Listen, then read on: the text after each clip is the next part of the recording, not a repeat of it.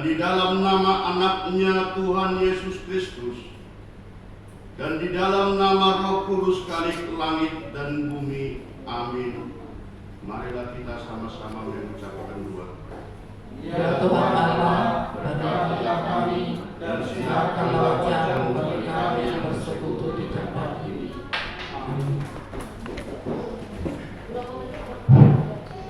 Kita angkat bunyian dari buku nyanyian nomor 4 ayat 1 sampai 2.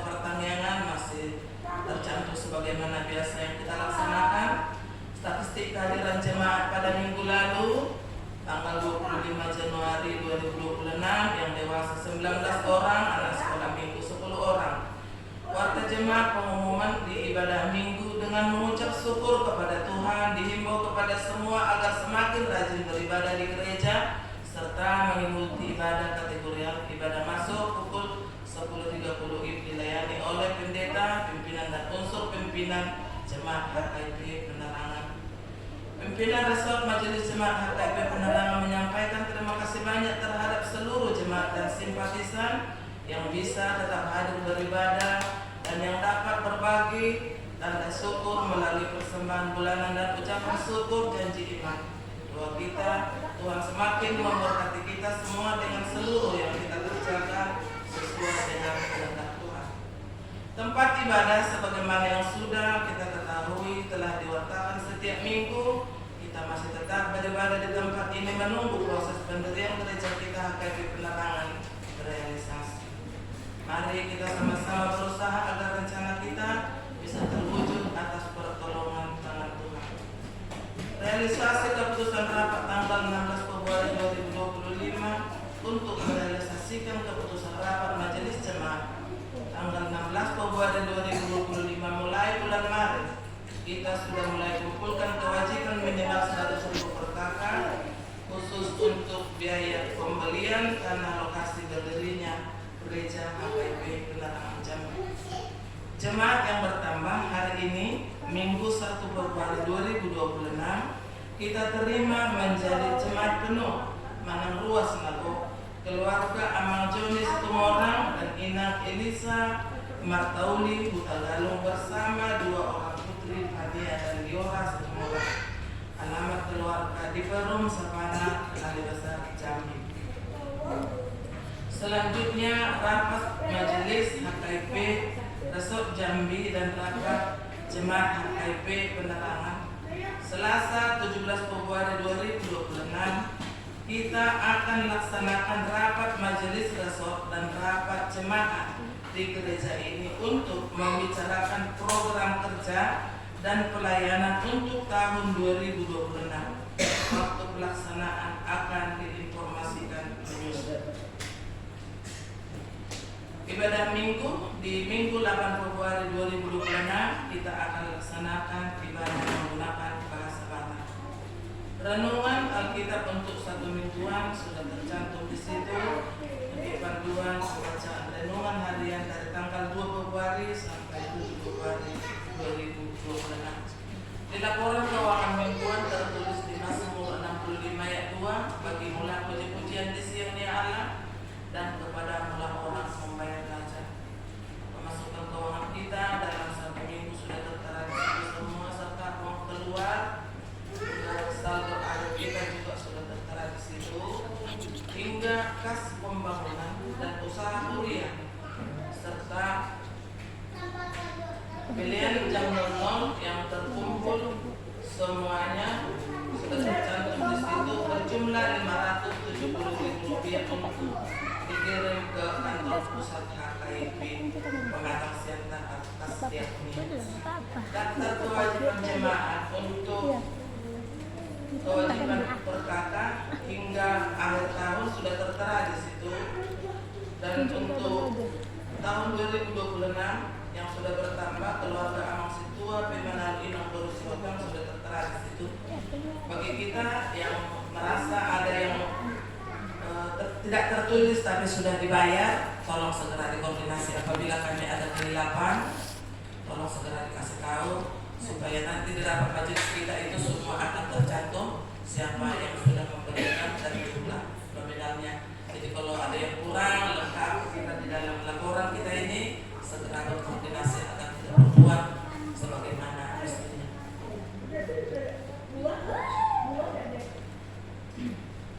Tambahan ucapan syukur yang baru disampaikan tadi untuk dibukukan ke hari Minggu. Yang pertama dari keluarga Amang Situa H. Pandiangan Inang Buron Barita berjumlah Rp150.000. Mereka merasakan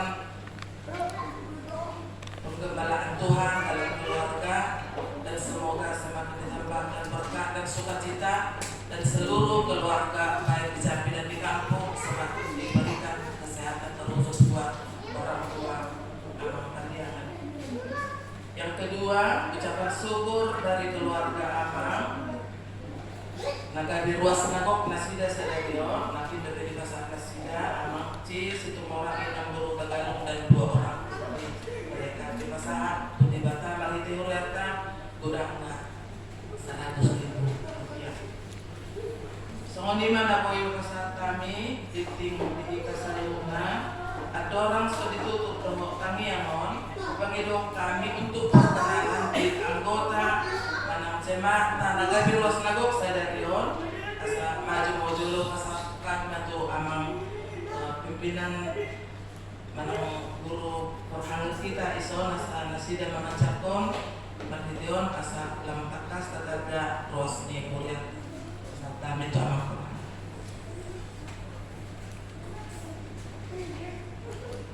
Jadi lengkap do am do ina do kaya nakon asalan sikopna pemujud datu pada di bata di tengah di bagason pangino kami di keluarga asaros.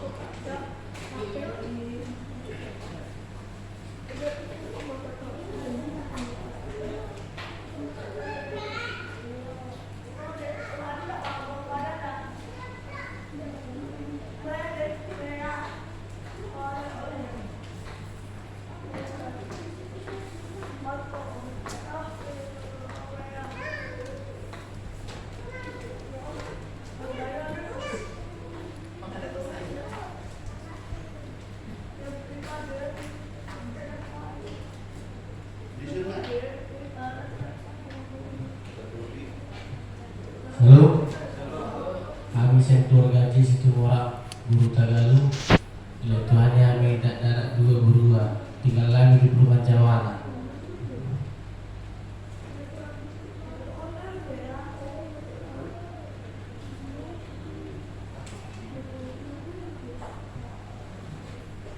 Jadi kesudian minta rapat menada tangyang ta dari luas lebur jumlah sida di joloni tuhata somoni di joloni budata asa dari marsuna kita tetap lawan muji pasangan lebata harapan dan dua kami asa unang somun aka na di luar negeri kalau tartar ape tartagi dari Panino. Kami yang berada nami berhenti kuliah di Tuhata asa gede lem mengulma apa siapa alani atas nama pimpinan majelis jemaat HKIP Penerangan Jambi Resort Jambi menjapkan hamuma gabe ruas nago di HKIP Penerangan Jambi. Horas Mariam.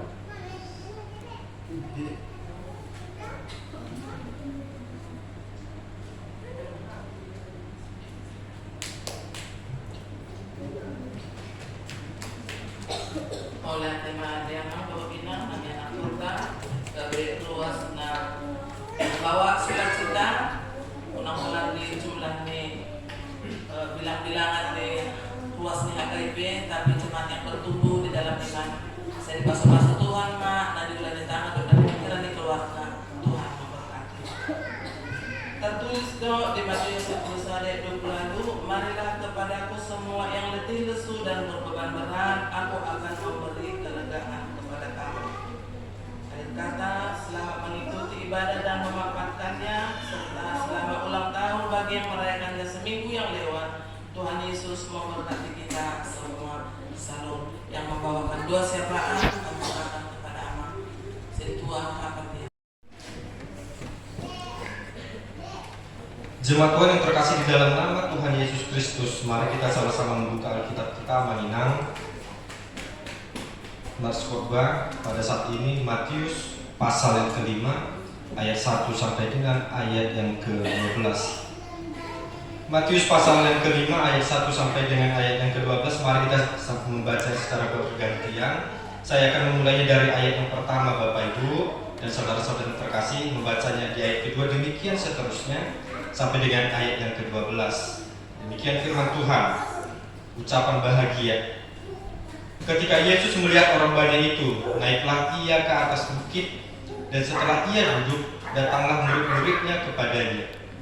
Maka Yesus pun mulai berbicara dan mengajar mereka, katanya, Berbahagialah orang yang miskin di hadapan Allah, karena merekalah yang mempunyai kerajaan surga. Berbahagialah orang yang berduka cita, karena mereka akan dihibur. Berbahagialah orang yang lemah lembut, karena mereka akan memiliki bumi. Berbahagialah orang yang lapar dan haus akan kebenaran, karena mereka akan dipuaskan. Berbahagialah orang yang murah hatinya, karena mereka akan beroleh kemurahan. Berbahagialah orang yang suci hatinya, karena mereka akan melihat Allah. Berbahagialah orang yang membawa damai, karena mereka akan disebut anak-anak Allah. Karena merekalah yang empunya kerajaan sorga. Berbahagialah kamu jika karena aku kamu dicela dan dianiaya, dan kepadamu difitnahkan segala yang jahat. Bersukacita dan bergembiralah, karena upahmu besar di sorga. Sebab demikian juga telah dianiaya nabi-nabi yang sebelum kamu. Demikian pembacaan firman Tuhan, mari kita bernyanyi.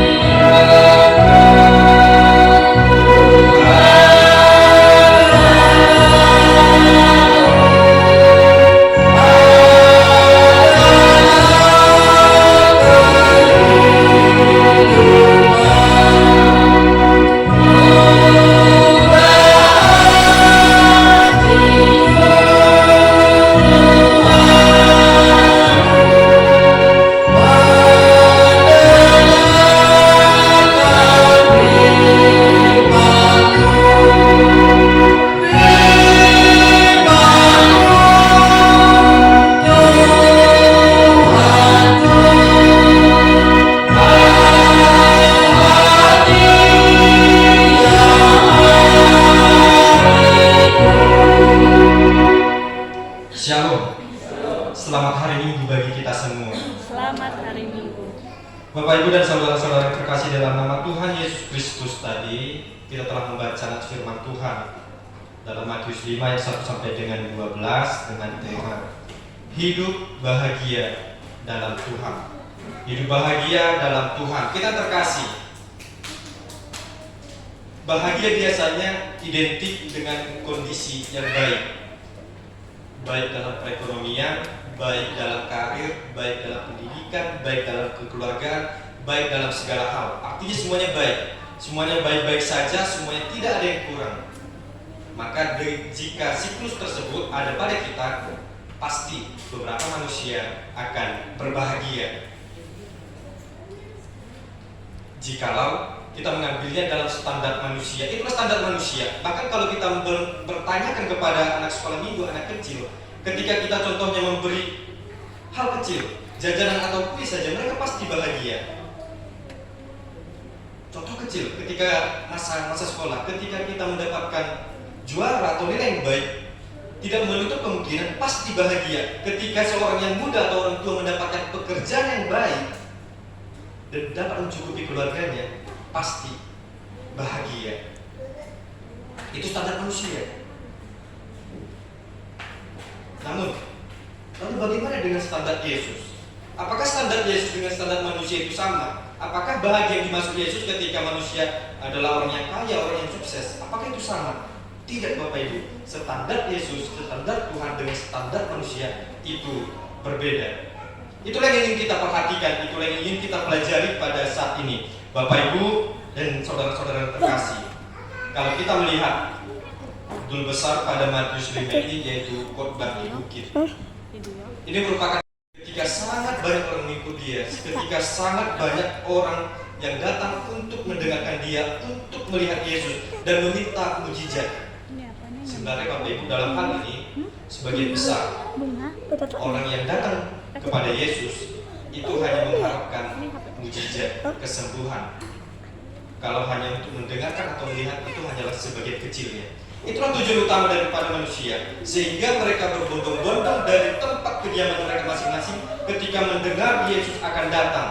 Tapi di tengah keramaian banyak, bagaimana mungkin Yesus dapat berbicara di tengah-tengah keramaian orang banyak, sehingga Yesus naik ke atas bukit supaya semua orang dapat melihat dia dan mendengarkan suaranya. Yesus mengawali khotbahnya di bukit. Tuhan Yesus berbicara tentang memperoleh kebahagiaan. Kalau kita melihat dalam bahasa aslinya, yaitu makarios. Makarios yang berarti bahagia, diberkati, beruntung atau makmur. Itulah arti daripada kebahagiaan, Bapak Ibu. Dan kalau kita juga melihat tadi dengan jelas, kita membaca, Yesus mengajarkan ada 8 kata berbahagia. Itu bukanlah tidak mendasar. Kata berbahagia yang diajarkan Yesus bukanlah kata-kata yang tidak mendasar, bukanlah halusinasi semata, dan juga bukanlah hal yang tidak dapat terwujud. Semuanya itu, 8 kata berbahagia tadi, telah terwujud dalam pribadi Yesus. Karena Yesus adalah manusia yang paling bahagia. Karena dia telah memberitakan, karena dia telah memberikan seluruh hidupnya kepada Allah Bapa untuk satu misi, yaitu menebus setiap dosa manusia. Mari kita sama-sama melihat, Bapak Ibu, dalam Alkitab kita. Kata berbahagia yang pertama dikatakan dalam ayat yang ketiga, berbahagialah orang yang miskin di hadapan Allah, karena mereka lah yang punya kerajaan surga. Kalau kita berpikir secara pikiran duniawi, bagaimana mungkin orang yang miskin, orang yang kekurangan dapat bahagia? Untuk makan pun katanya tidaklah sanggup. Bagaimana mungkin dapat berbahagia? Tetapi istilah miskin yang digunakan dalam ayat ini, Bapak Ibu, itulah keadaan yang tidak memiliki apapun.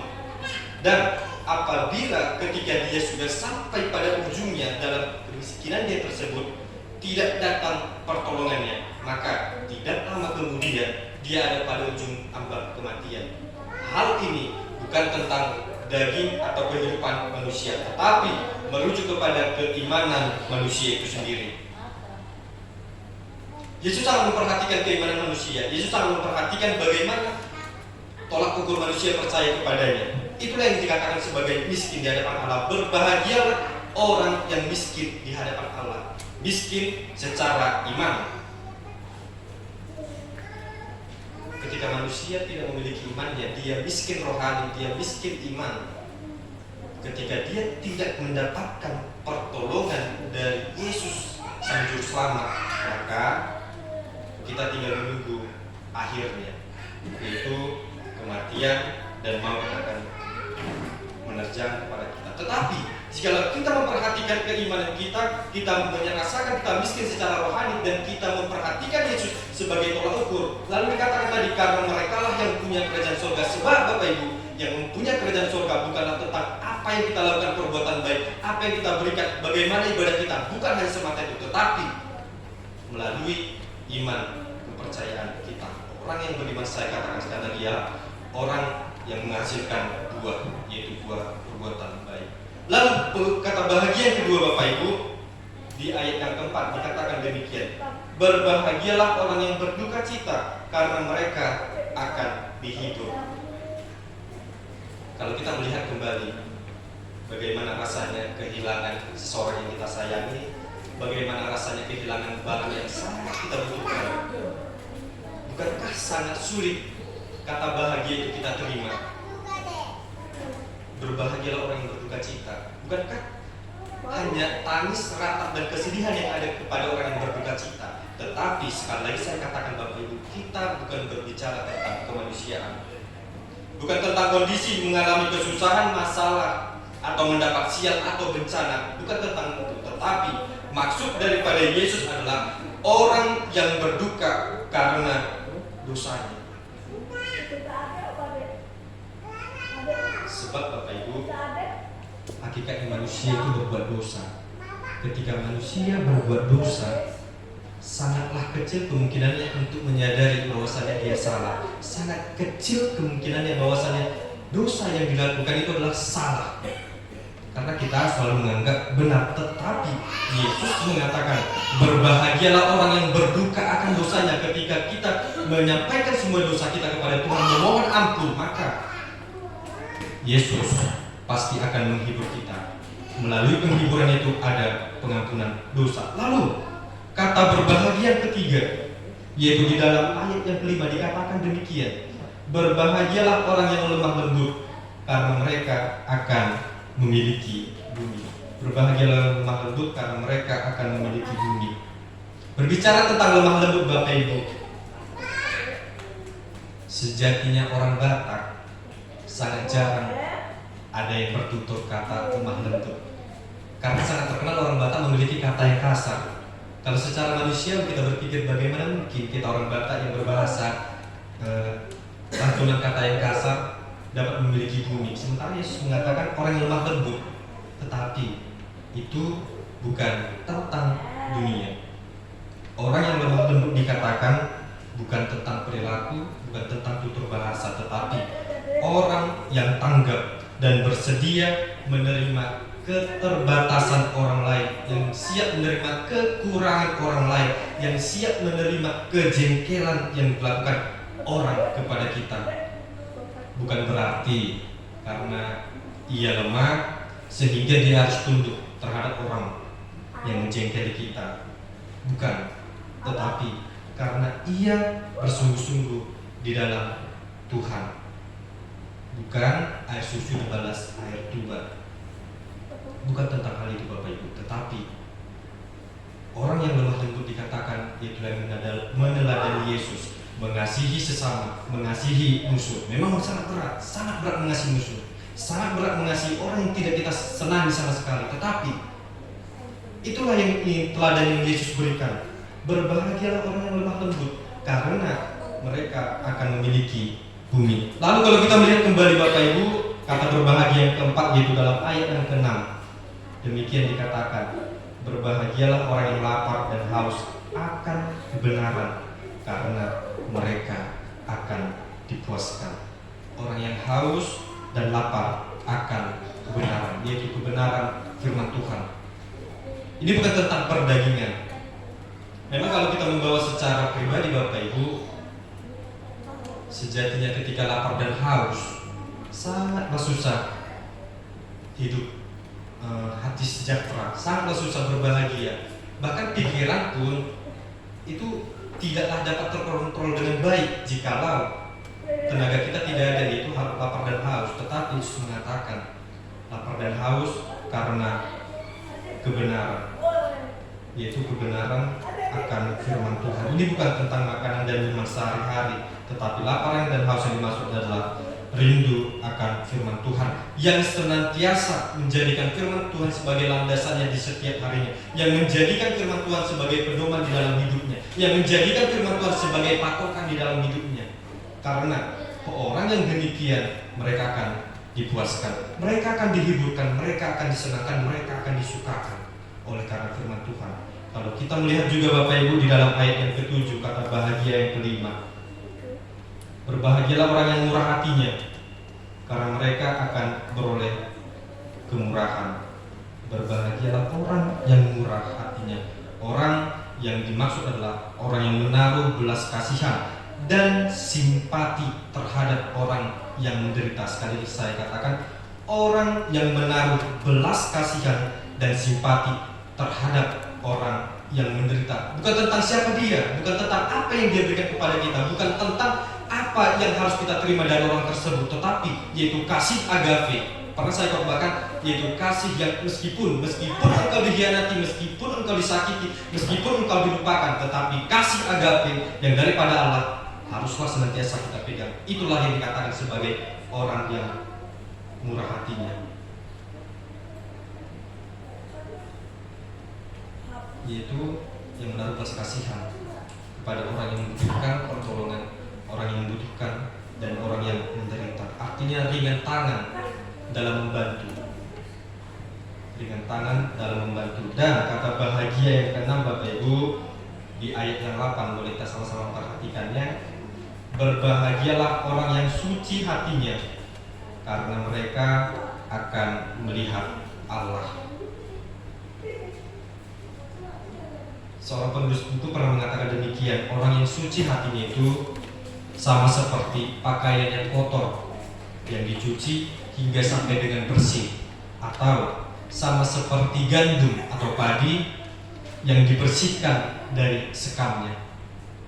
Artinya ketika seseorang itu telah dililit, telah dilapisi oleh keadaan dunia yang tidak baik-baik saja, namun dia tetap berhasil keluar dari hal tersebut, dia tetap memancarkan kasih setia Tuhan, yaitu suci hati.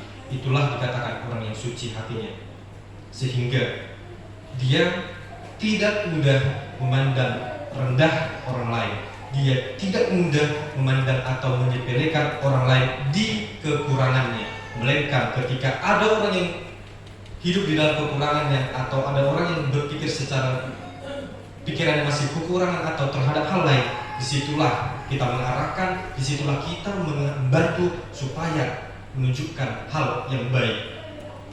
Orang yang suci hatinya, karena mereka akan melihat Allah. Lalu yang ke-7, yaitu yang ke-9, sama-sama kita memperhatikan Bapak Ibu.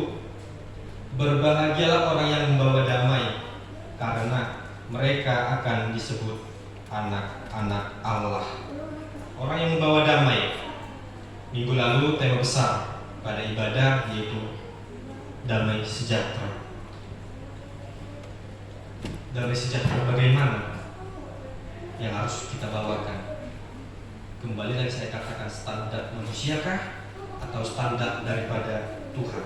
Sebab standar manusia Bapak Ibu menurut firman Tuhan pada minggu lalu itu adalah membawa kepada kesia-siaan, membawa pada ketidakkekalan atau semu. Tetapi jika kita membawa damai sejahtera menurut standar Allah, itu adalah kekal abadi sampai dengan selama-lamanya. Orang yang membawa kebaikan kepada semua orang, orang yang membawa damai, orang yang membawa menjadi penengah di tengah-tengah keributan, menjadi air di tengah-tengah api yang menyala, bukan menjadi minyak.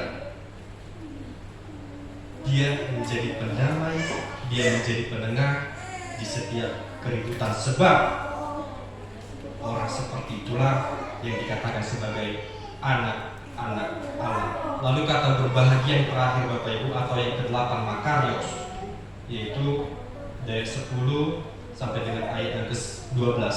Demikian firman Tuhan. Berbahagialah orang yang dianiaya oleh sebab kebenaran, karena mereka yang mempunyai kerajaan surga. Berbahagialah kamu jika karena aku kamu dicela dan dianiaya dan kepadamu difitnahkan segala yang jahat. Bersukacita dan bergembiralah, karena upahmu besar di surga, sebab demikian juga kamu dianiaya Sebab demikian juga telah dianiaya nabi-nabi sebelum kami. Kita terkasih dalam nama Tuhan Yesus Kristus.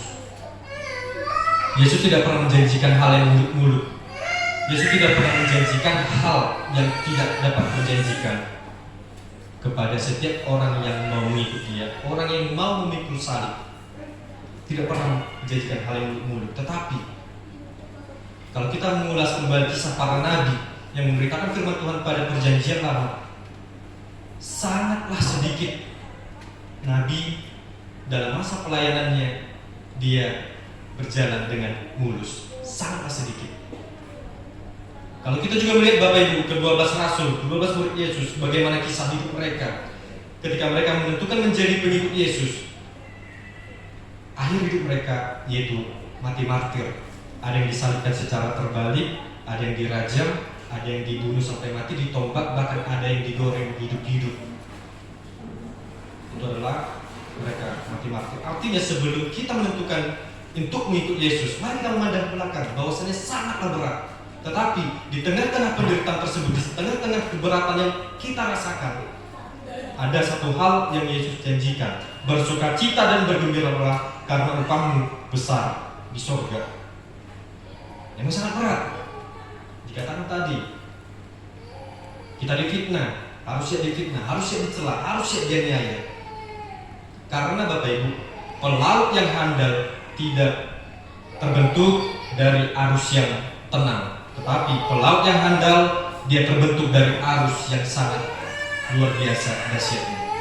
Demikian juga dengan kita, pengikut Kristus yang setia tidak terbentuk dari perjalanan yang mulus, tetapi penuh dengan penderitaan, penuh dengan aniaya, bahkan penuh dengan celah. Karena ketika kita kuat dan tahan sampai dengan akhirnya, maka kita layak disebut sebagai pengikut Yesus dan upah kita besar di surga. Kita terkasih di dalam nama Tuhan Yesus Kristus, Bapak Ibu dan saudara-saudara yang terkasih. Pada saat ini kita telah memasuki Minggu Septua Gesima, 70 hari sebelum kebangkitan. Artinya melalui masa-masa prapaskah ini, Bapak Ibu, mari kita hidup berbahagia di dalam Tuhan. Sekalipun kita miskin di hadapan Allah secara iman, mari kita berharap kepadanya. Sekalipun kita berduka, mari kita mendukakan setiap dosa-dosa kita yang kita lakukan. Mari kita hidup lemah lembut di hadapan Allah. Mari kita lapar dan haus akan kebenaran firman Tuhan. Mari kita memiliki hati yang murah hati. Mari kita memiliki hati yang suci yang dari Kristus Yesus. Dan mari kita menjadi orang yang membawa damai di tengah-tengah masalah, di tengah-tengah keributan, di tengah-tengah perselisihan. Dan terakhir, berbahagialah ketika kita tahan uji, sebab kita akan menjadi orang yang bergembira, sebab upah kita besar di sorga. Amin. Mari kita bernyanyi.